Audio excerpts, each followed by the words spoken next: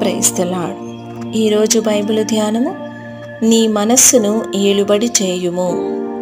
మన యొక్క తలంపులను లేక మనస్సును మనం ఏ విధముగా పవిత్రముగా శుద్ధముగా ఉంచుకొనగలము?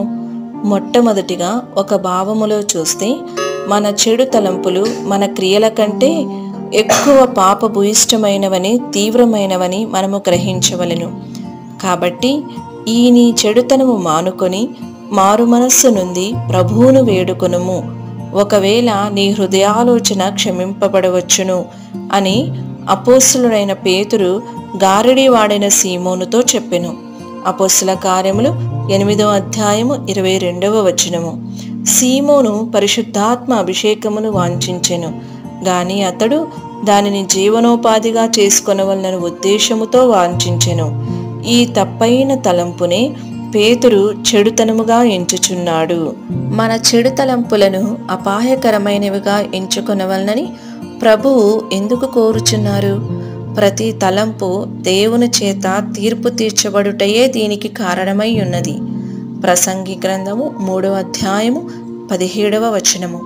మన ప్రతి తలంపును గురించి మనము దేవునికి లెక్క అప్పగించవలసి ఉన్నది. మన దేవుడు చాటైన స్థలములలో, రహస్య స్థలములలో ఆంగ్లము నివసించును. మనము కూడా ఆయనతో పాటు ఆ రహస్య స్థలములలో నివసింపవలనని ఆయన కోరుచున్నారు.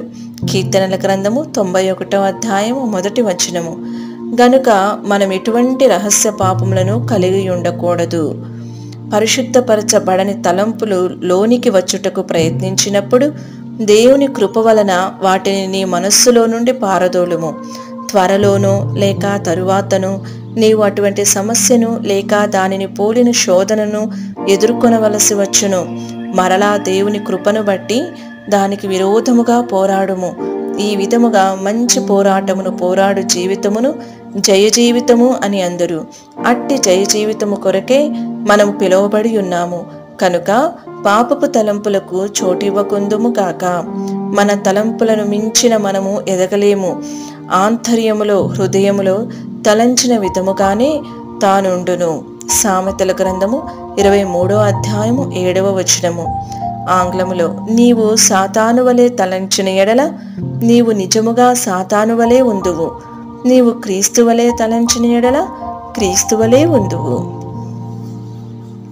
ఈ వీడియో యొక్క పూర్తి స్క్రిప్ట్ కావాలంటే దయచేసి డిస్క్రిప్షన్లో చూడండి. ఈ వీడియో ఆంగ్లము మరియు హిందీ భాషలలో కావాలంటే ఛానల్ను సబ్స్క్రైబ్ చేయండి మరియు వీడియోలను క్రమంగా అనుసరించండి. Praise the lord.